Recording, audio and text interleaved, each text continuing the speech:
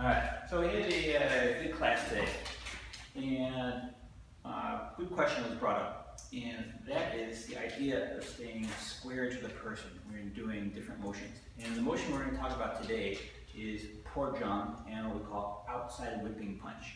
Now there's a right way and a wrong way to execute this. I won't say who did which way, but we're going to go over the purpose, because it's important to know the what, why, and how in everything you do in Wing Chun if you actually want to try to take your Wing Chun to better and better levels. And so when we're doing the poor jump, as we talked about, actually let's do it this way, on this side.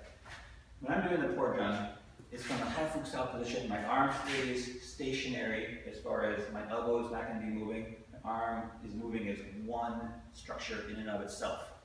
So when I'm doing that, again, as I've talked about, I always want to stay as square to the person as possible.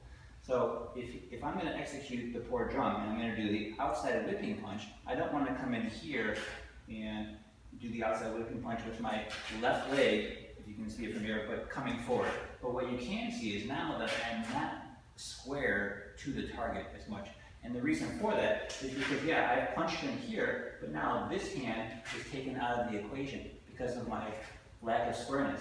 So when I come in here and I'm going to do the poor jump, I actually want to come back and just slightly brace back with that. Because now you can see my shoulders are more square to the target, because that squareness allows me to have both hands be able to be used. I don't want to take this hand or one hand out of the equation because of my lack of squareness to the target.